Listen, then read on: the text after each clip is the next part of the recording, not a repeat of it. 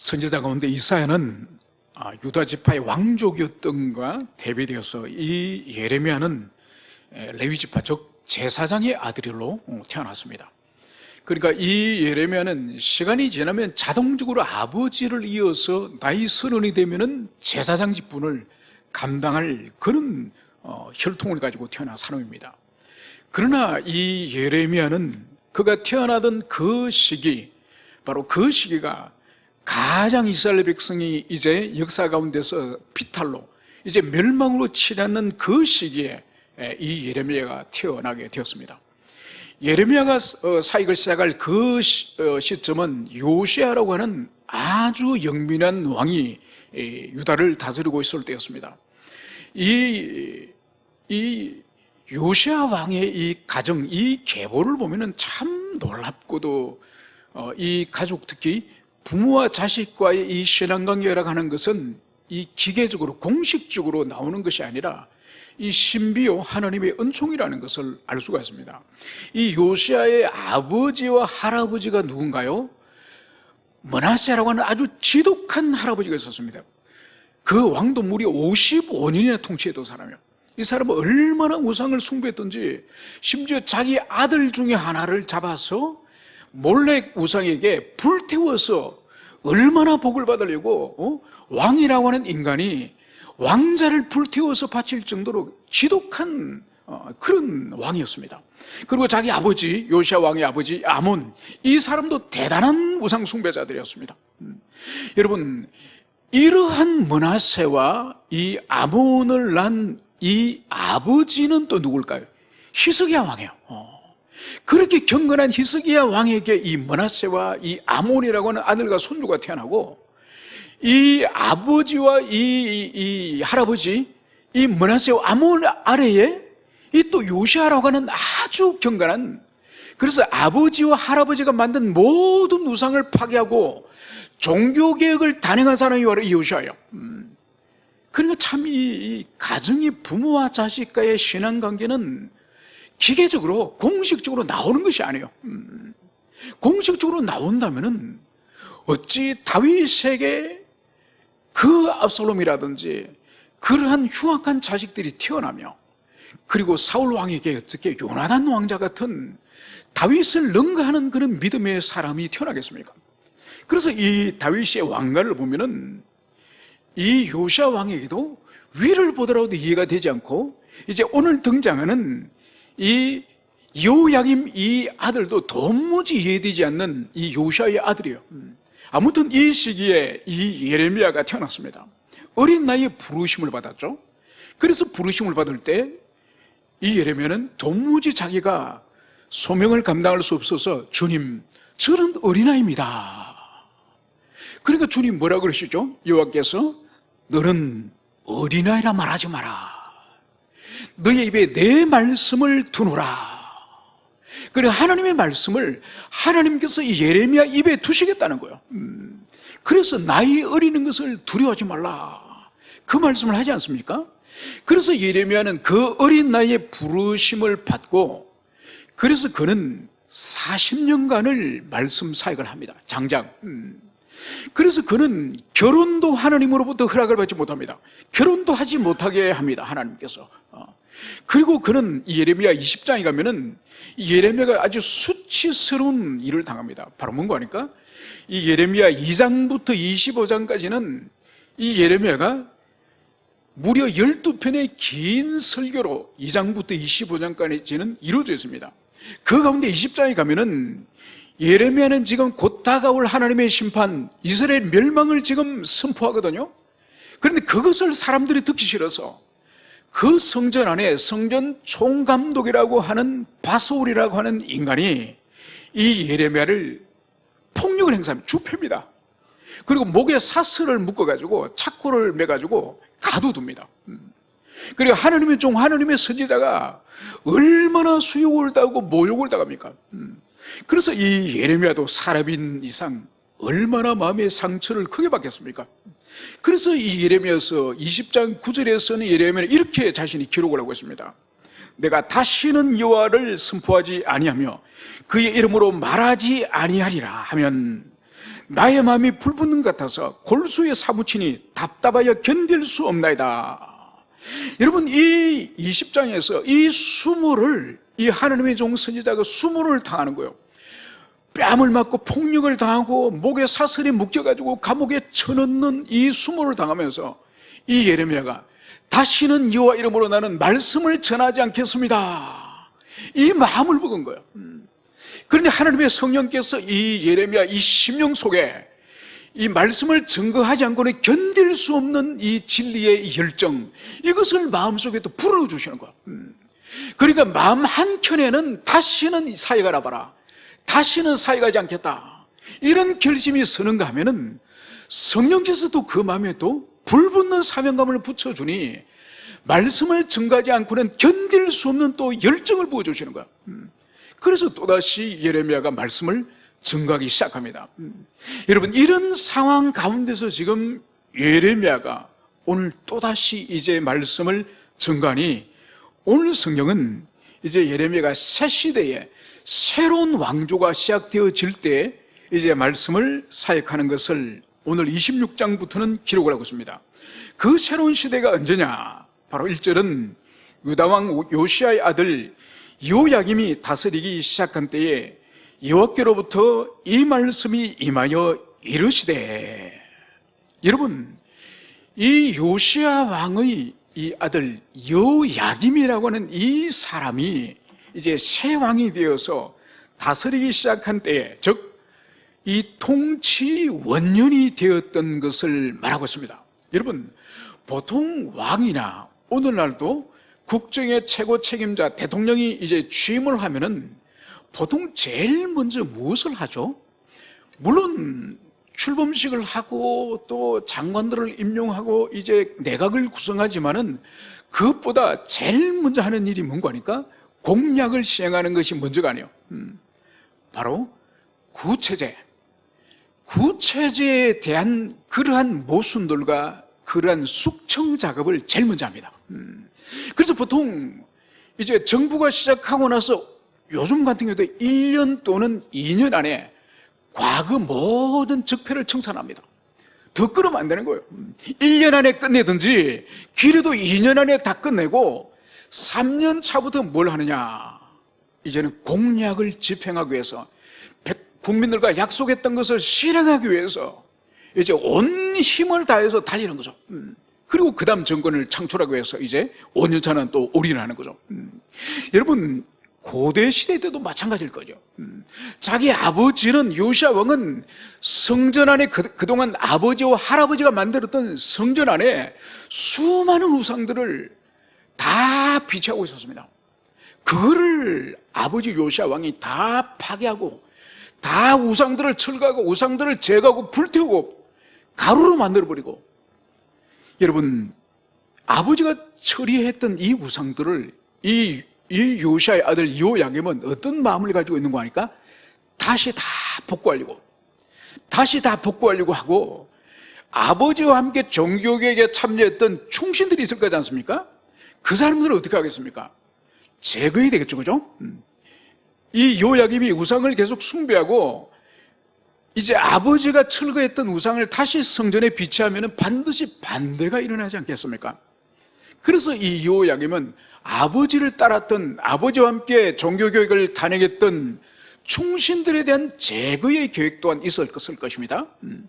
그래서 이 여호야김은 새 시대에 자기 부대에 자기가 새로운 포도주를 담으려고 아마 이 인간은 그렇게 계획을 했을 거예요. 여러분, 이때는 보통 어떻게 하죠? 모든 사람들이 숨을 죽입니다. 새 왕이 들어서서 새로운 정부가 시작되었으니 보통 옛 정부에 등용됐던 충신들을 제거하고 자기 사람을 깔려고 하기 때문에 이때는 다 조용히 하는 거죠. 문제는 다 숨을 죽이고 조용히 할 때 하나님의 말씀이 예레미야에게 임한 거예요. 여러분, 예레미야에게 임한 것은 뭔가요? 선포하라고, 전하라고. 모든 사람들이 숨을 죽이며 이제 새 정부와 새 왕이 어떤 개혁과 어떤 숙청을 할 것인지 두려워하고 있을 때 하나님의 말씀은 오히려 이 예레미야가 임하였다는 것을 여기서 볼 수 있습니다. 오늘 2절에서는 하나님은 이렇게 말씀하십니다. 너는 여호와의 성전뜰에 서서 유다 모든 성읍에서 여호와 성전에 와서 예배하는 자들에게 내가 네게 명령하여 이르게 한 모든 말을 전하되 한마디도 감하지 말라. 여러분, 오늘 하나님께서는 예레미야에게 하나님의 성전 마당에서 말씀을 선포하라는 것. 그러니까 아마 이때는 일반적인 날이 아닌 것 같습니다. 추측해 본데 오순절이라든지 유월절이라든지 장막절이라든지 특별한 절기에 아마 주님이 이 말씀을 하시는 것 같습니다. 그래서 예루살렘의 수많은 사람들이 제사를 드리러 모이는 인산인해를 이루는 그날에 바로 성전 마당에서 이 예레미야가 선포하는 거예요. 여러분, 그 선포가 바로 이 제사 드리러 하나님께 예배 드리오는 이 사람들에게 선포하는 것인데, 바로 주님이 지금 주실 말씀을 한마디도 감하지 말고 빼지 말고 전해라. 여러분, 이 말씀을 왜 하나님께서 예레미야에게 말씀을 빼지 말고 온전히 전해라 이 말씀을 하실까요? 그것은 예레미야의 중심을 보시는 하나님, 예레미야 또한 주님께서 지금 주시는 이 말씀, 수많은 사람들이 인산인해를 이루고 있는 여기에 주님이 주시는 메시지를 과연 이 예레미야가 전할지 주저할 수 있다는 거예요. 이 메시지가 예레미야조차도 주저할 수 있는 메시지이기 때문에 너는 절대로 감하지 말라. 절대로 군중들을 보고 또 거기 종교 지도자들이나 인간들을 보고 두려워서 중요한 말씀을 생략하지 말라. 이 말씀을 여기서 하는 거죠. 여러분, 이것은 오늘날도 마찬가지겠죠, 그죠? 오늘날도 여러분, 많은 수백 명, 수천 명, 수만 명이 모인 교회에서 설교하기가 쉽겠습니까? 소수의 사람들이 모인 곳에서 설교하기가 쉽겠습니까? 여러분 생각 어떻습니까? 소수의 사람이 모인 곳이 설교하기 편하다고? 아니에요, 여러분. 틀렸습니다. 수백 명, 수천 명, 수만 명이 있으면은 아무도 신경 쓰지 않고 전할 수가 있습니다. 그러나 소수의 사람, 몇 사람 모이면은 이 말씀이 저 사람에게 무슨 상처가 될까? 이 말씀은 저 사람이 좋아할까? 저 사람이 싫어할까? 여러분, 사람이 적으면 훨씬 인간에 의존하기 쉽습니다. 아무튼 오늘 하나님은 이 예레미야라 할지라도 인간의 연약함을 가지고 있기 때문에 말씀을 감하지 마라. 이 말씀을 미리 하는 것을 부르셨습니다. 왜 이 말씀을 지금 주님이 하시느냐? 3절, 그들이 듣고 혹시 각각 그 악한 길에서 돌아오리라. 그리하면 내가 그들의 악행으로 말미암아 그들에게 재앙을 내리려 하던 뜻을 돌이키리라. 여러분, 주님이 오늘 이 이스라엘 백성들이 지금 예배드리러 나온, 제사드리러 나온 이들에게 예레미야에게 말씀을 감하지 말고 온전히 전하도록 하는 목적이 뭔가요? 혹여나, 혹시 오늘 증거된 이 하나님의 말씀에 이들이 삶을 돌이키는, 회개하고 반성하는 자리로 나오면은 내가 지금 재앙을 내리려고 준비했던 이 재앙을 그들에게 내게 용서하고 돌이킬 것이다. 주님은 이 말씀을 하시는 거예요. 여러분, 그렇기 때문에 우리 기독교 신앙, 하나님은 우리를 향해서 운명론자로 만드는 것이 아니에요. 여러분, 우리 기독교는 운명론을 지지하는 것이 아니에요. 여러분, 하나님의 뜻은 고정불변이 아니라 말씀을 받는 당신의 자녀들과 백성들이 어떤 태도와 어떤 반응을 하느냐에 따라서 주님의 생각과 주님의 뜻은 가변적이에요. 여러분, 가장 분명히 보여주는 것이 바로 니느웨 성에 요나를 보내지 않습니까?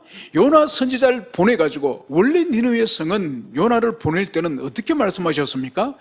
니느웨가 40일이 지나면 망한다, 이거를 알리도록 하는 거예요. 그런데 요나는 눈치가 빨라요.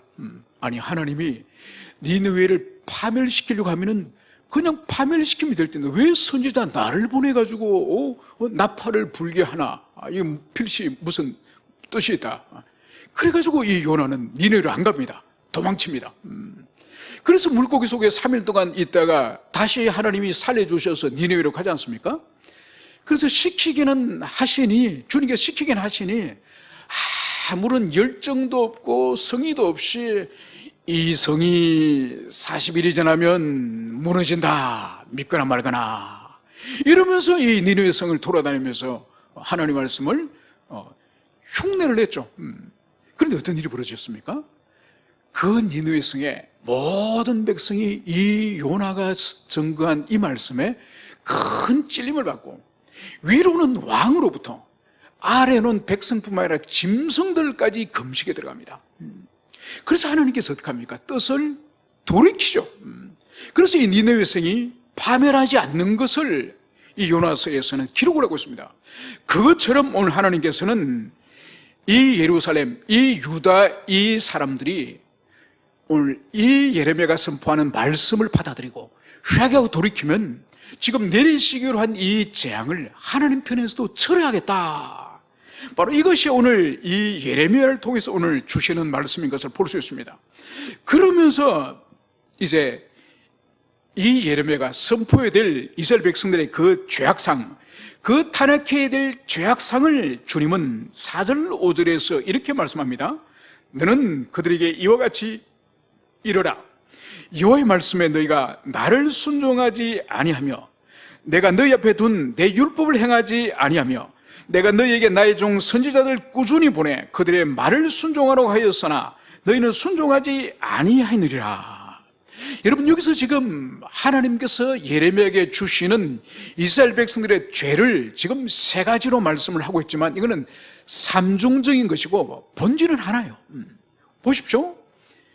너희가 나를 순종하지 아니하며, 그리고 하나님 자신을 순종하지 않았다는 거죠. 그죠? 두 번째는 뭔가요? 내 율법을 지키지 않고 내 율법을 행하지 않았다. 하나님의 율법을 행하지 않았다. 세 번째로 고발하는 것이 뭔가요? 내가 꾸준히 보낸, 하나님이 꾸준히 보낸 하나님의 종 선지자들을 그들이 순종하지 않았다. 여러분, 이 3가지는 결국은 하나죠. 하나님을 순종하지 않는 거나 하나님의 말씀인 율법을 순종하지 않는 거나 하나님의 종 선지자를 보냈는데 그 말씀을 순종하지 않는 거나, 이것은 이스라엘 백성들이 삼중적으로 하나님 말씀을 얼마나 무시하고 짓밟았는지 그것을 주님께서 지금 삼중적으로 오늘 말씀하고 있는 것을 볼 수 있습니다. 여러분, 이런 지독한 불순종과 이 패역한 삶을 살기 때문에 오늘 주님은 6절에서 이제 이들에게 내리실 형벌과 심판을 이렇게 말씀하십니다. 내가 이 성전을 실로같이 되게 하고 이 성을 세계 모든 민족의 저주거리가 되게 하리라. 여러분, 하나님 말씀을 삼중적으로 철저하게 짓밟고 무시하고 그렇게 하나님을 그렇게 얕잡아 보던 이들에게 주님이 지금 준비한 그 형벌이 뭔가요?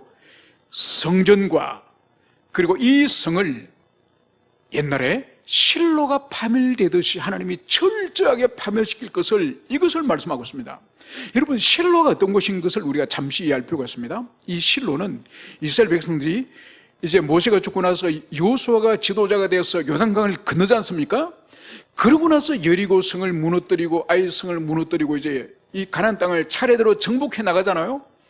그 초기 가나안 시대에 이 가지고 메고 들어온 이 성막, 하나님의 법궤, 이것을 보관한 그 지역이 바로 이 실로예요. 실로. 그래서 이 실로가 계속적으로 거기에 법궤를 보관하고 그렇게 있다가 바로 사무엘 선지자가 어린아이 때 그 시대에 대제사장이 엘리였죠. 그래서 이 엘리가 젊었을 때는 하나님의 말씀을 듣고 하나님께 순종의 삶을 살았는데 나이가 들면서 이 집에 자식들이 문제야. 그래서 그 성막에서 수종드는 그 여자들을 자기 아내가 있고 가정이 있으면서도 간음을 하지 않습니까? 그래서 하나님께서 책망을 하지 않습니까? 왜 자식을 고치지 않고 자식을 그대로 두느냐? 그래서 주님이 사무엘을 통해서 이 집안에 형벌을 하실 것을 말씀하죠. 너희 집안은 한 달에 다 남자들이 죽을 것이다. 주님이 무시무시한 말씀을 하십니다. 바로 그날이 언제냐? 이 블레셋과의 전쟁하는 그날, 이 두 아들이 법궤를 메고 나가는 거죠. 법궤를. 전쟁이 치니까 이 법궤가 있으면 전쟁에서 이길 것 같아서 이 법궤를 메고 나갔다가 이 두 아들 죽고 법궤는 빼앗기고, 그 법궤가 빼앗기고 전쟁에 졌다는 소식을 듣고 아버지 엘리까지 목이 부러져 죽고, 그리고 그 충격적인 소식을 듣고 이 두 아들 중에 한 아들의 아내 이 여인이 아기를 낳다가 아기는 출산하고 그 며느리마저도 죽습니다. 그때 태어난 아이가 이가봇이죠. 이가봇. 하나님의 영광이 떠났다. 하나님의 영광이 이스라엘에서 떠났다. 이런 아이의 이름을 엄마가 지어주고 그 엄마가 죽습니다. 그리 하루아침에 엘리 집안에 4명의 사람이 졸지에 죽는 일이 일어납니다. 그러고 나서 블레셋 군대가 이 성막이 보관되어 있는 이 실로를 파괴해버려. 그래서 이 실로가 황폐화되는 거죠. 오늘 주님께서 예레미야를 통해 주신 말씀이 뭔가요?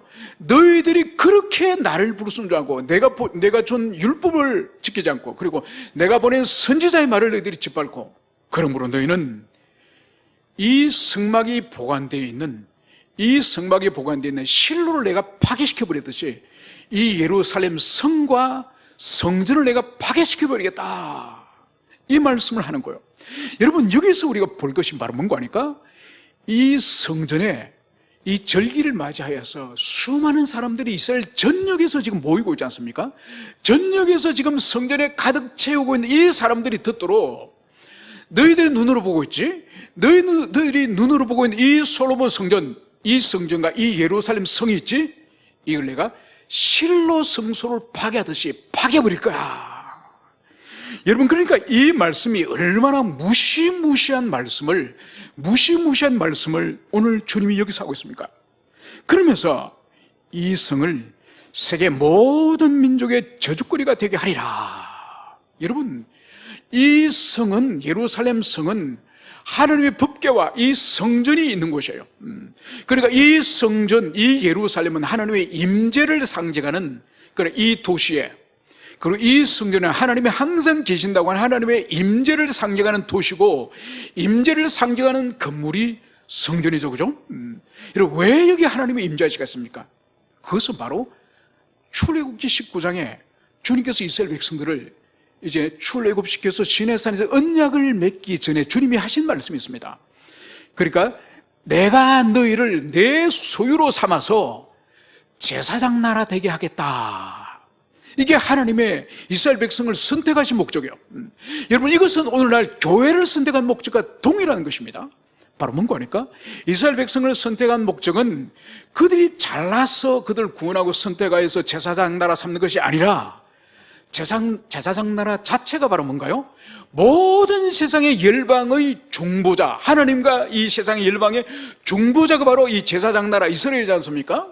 그래서 이스라엘 백성이 하나님의 율법을 따라 순종하는 삶, 주님 앞에 선한 삶, 주님 앞에 정말 이웃을 사랑하는 그 삶, 여러분, 이 삶을 통해서 온 세상의 열방들이, 율법을 가진 민족은 저렇게 사는구나, 하나님과 언약을 맺은 민족은 저렇게 사는구나, 하나님의 자녀들은 저렇게 사는구나, 여러분, 이것을 온 세상에 알려서, 그래서 그들도 하나님께로 돌아오도록, 온 열방을 하나님께 돌아오도록 하기 위해서 부르심을 받은 민족이 바로 이 이스라엘 백성이요. 그래서 이스라엘 백성들의 바른 삶, 율법에 합치되어지는 선한 삶은 바로 수많은 열방들이 주님 앞으로 나올 수 있는 그 도구라는 것을 주님이 바로 너희를 제사장 나라 삼았다, 이 말씀을 하는 거죠. 그런데 어떻게 됐습니까? 지금 900년 가까이 가나안 땅에 들어온 후에 900년 가까이 세월이 지나면서 이들이 제사장 나라다운 삶을 살았습니까? 못했죠. 그들은 제사장 나라다운 삶이 아니라 오히려 하나님의 성전을 머나세나 아몬이나 그런 인간왕들이, 그리고 오늘 여기 등장하는 여호야김 이 왕들이 유일한 하나님을 섬기는 하나님의 성전을 어떻게 만들었습니까? 만신전을 만신전. 이 세상의 모든 우상을 수입하여서 거기에서 모든 우상을 자기 취미대로, 자기 맛대로 우상을 섬길 수 있도록 이스라엘 백성들에게 그 짓을 이 언약의 백성들이 한 거죠. 여러분, 그래서 제사장 나라가 되기보다는 이들은 오히려 하나님을 짓밟는데, 하나님을 부정하게 하는데 이 사람들이 온 세계 열방 가운데 앞잡이가 되었다는 것을 이들의 삶을 통해서 그것을 여기서 볼 수가 있습니다.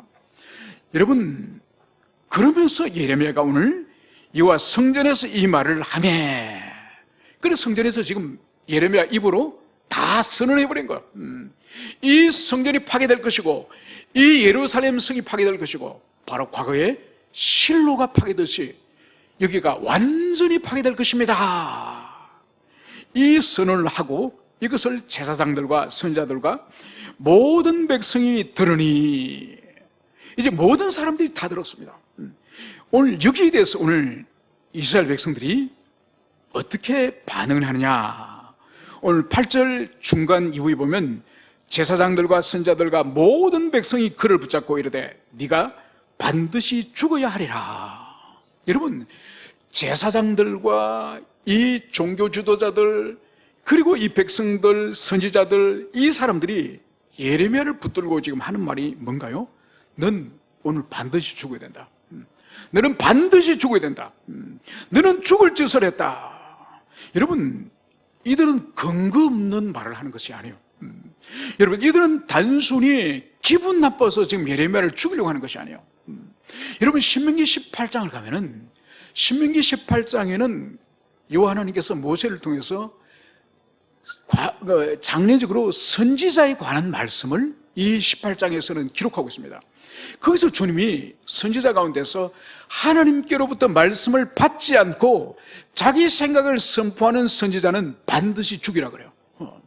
그러니까 지금 여기서 오늘 제사장들과 선지자들이, 이 거짓 선지자들이 지금 예레미야를 붙들고 너는 오늘 반드시 죽어야 할지다.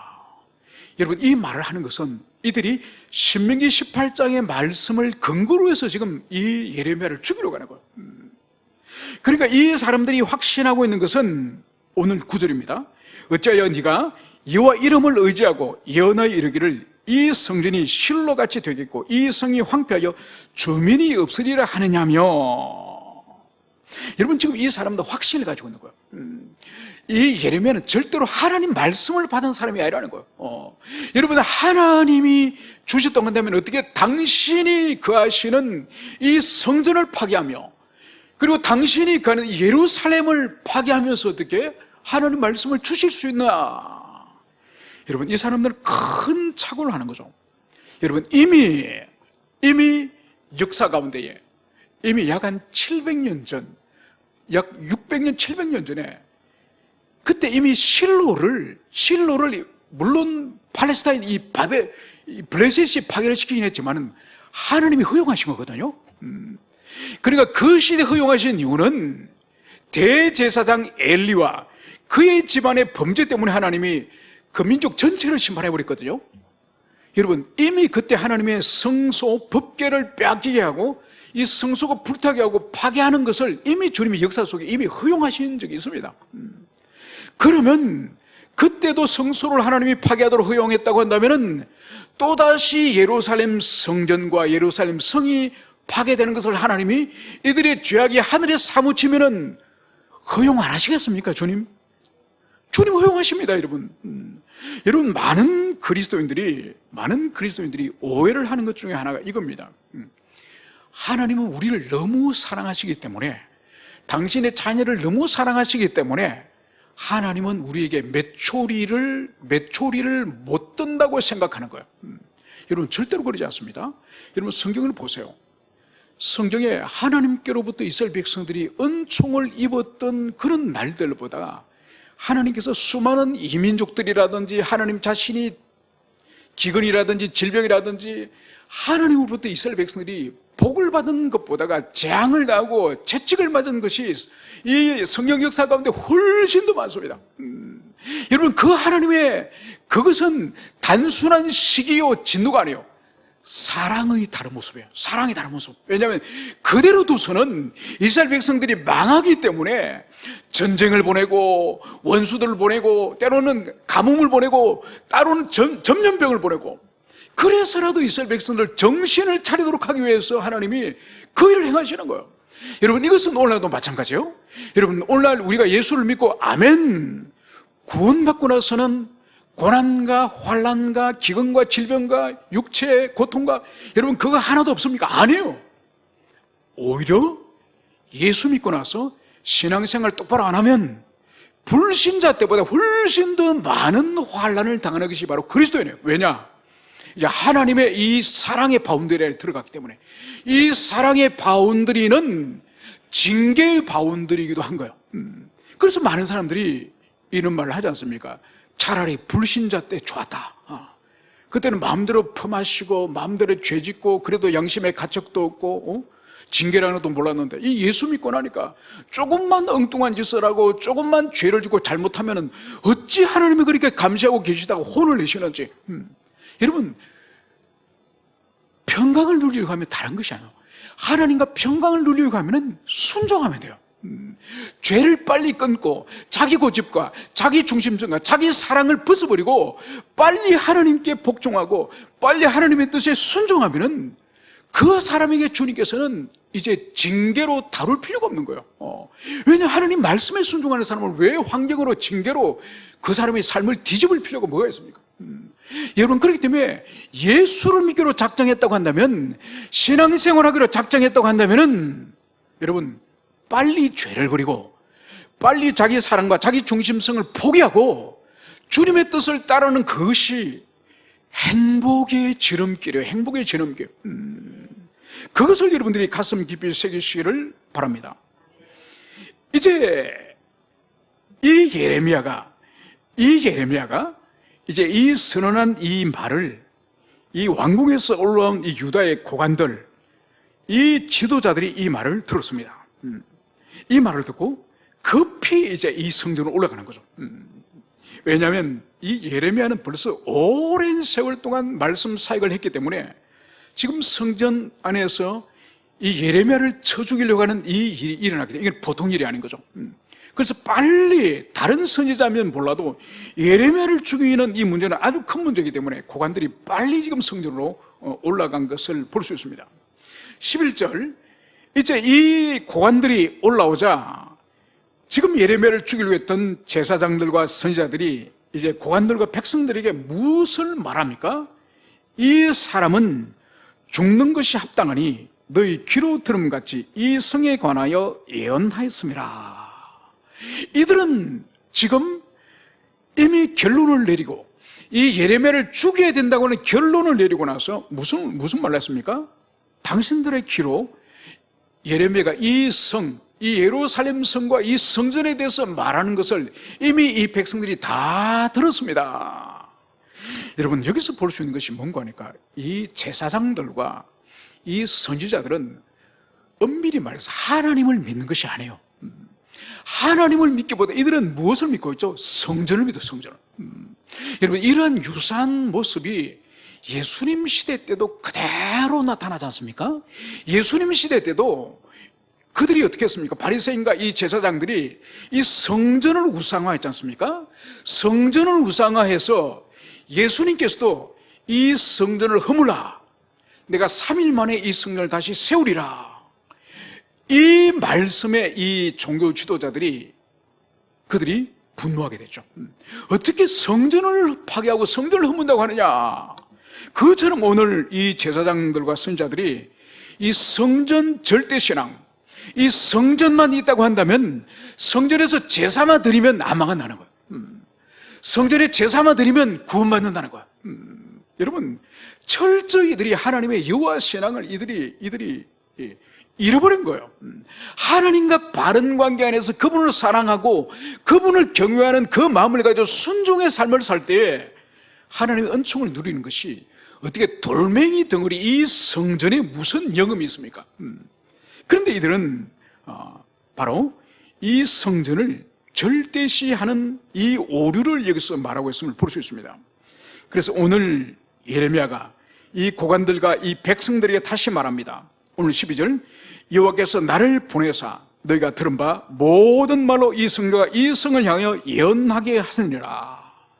여러분, 잠시 전에 이 성전이 파괴되어지고 그리고 이 예루살렘 성이 또 파괴되어지는 것이 과거 실로가 파괴되었듯이 이 메시지는 내 메시지가 아니다. 여호와께서 보내셔서 나는 이 말씀을 전했을 뿐이다. 이것을 지금 고관들에게 항변하는 것을 볼 수 있습니다. 그래서 오늘 13절 이 메시지를 증거한 이유가 뭐냐? 그런즉 너희는 너희 길과 행위를 고치고 너희 하나님 여호와의 목소리를 청종하라. 그리하면 여호와께서 너희에게 선언하신 재앙에 대하여 뜻을 돌이키시리라. 여러분, 분명히 지금 이 고관들 앞에서 왜 자신이 여호와 말씀을 가지고 와서 너희들이 돌이키지 않으면 실로가 파괴됐으니 너희들이 다 망할 것이다, 이 말한 이유가 바로 뭐죠? 하나님 뜻이 어디 있다고요? 뜻을 돌이키는 거예요. 죄에서 돌이키면은 하나님도 재앙에서 돌이켜 주겠다는 거예요. 여러분, 하나님은 한없는 자비 하나님이신 것을 여기서 보여주는 거예요. 여러분, 하나님은 이스라엘 백성들이 다시 순종의 삶으로 나오면은 하나님이 예배해 주신 심판과 멸망을 철회시킬 의지가 언제든지 준비됐다는 것을 오늘 이 예레미야 입을 통해서 오늘 분명하게 선언하는 것을 볼 수 있습니다. 여러분, 오늘날도 마찬가지죠. 여러분, 우리는 다 알지 못하지만은 오늘날도 여전히 하나님 아버지께서는 당신의 자녀들에게 징계하십니다. 그 징계가 어떤 형태인지 우리는 섭리 가운데 행하시기 때문에 몰라요. 질병인지 아니면 부도인지 아니면 가족관계의 어떤 인간관계 갈등인지 아니면 우리 사업이 뒤집어져서 망하는 것인지 아니면 나라에 전쟁이 일어나는 것인지 홍수가 일어나는 것이 태풍이 일어나는 몰라요. 분명히 지금도 여전히 있습니다. 그리고 분명히 그것은 우리에게 이 징계는 고통으로 다가옵니다. 절대로 즐거움이 아니에요. 여러분, 그렇기 때문에 오늘날도 우리 인생의 환난을, 이 징계를 멈추게 하는 최고의 비결은 다른 것이 아니에요. 삶을 돌이키는 거예요.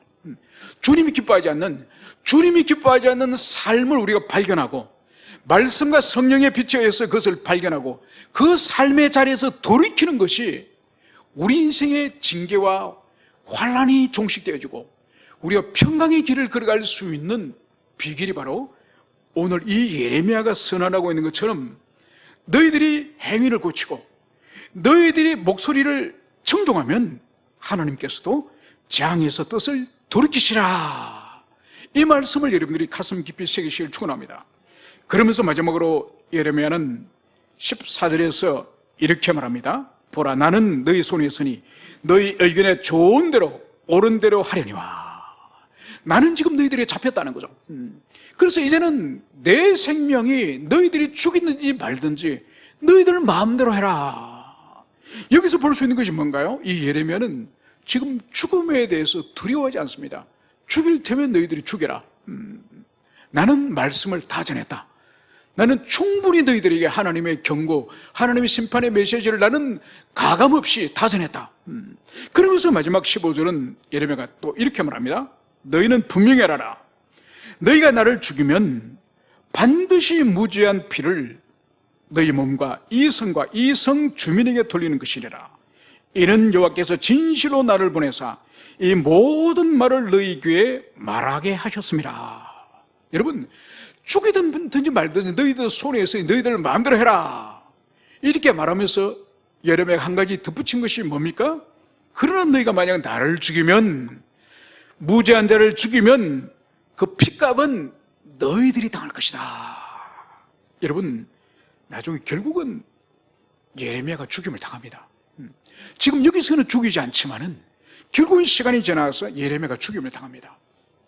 결국은 그 핏값을 이스라엘 백성이 당하는 거죠. 여러분, 예레미야를 죽인 그 세대만 당한 것이 아니라 그 자녀들까지 포로로 다 끌려가지고죠. 그 대표적인 끌려간 어린아이가 다니엘과 그 친구들이에요. 여러분, 다니엘과 그 친구들이 무슨 죄를 지었습니까?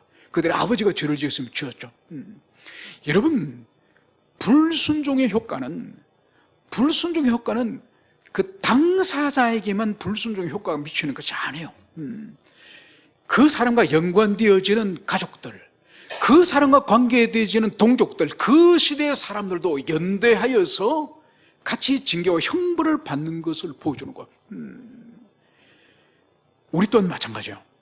우리가 신앙 안에서 잘 살면은 그것 때문에 우리 자녀가 복을 받고 바른 신앙을 가진다고 100% 장담할 수는 없지만은, 그러나 우리가 망나니로 살아서는 우리 자녀들이 바른 삶을 살 가능성은 더더욱 없는 것이죠.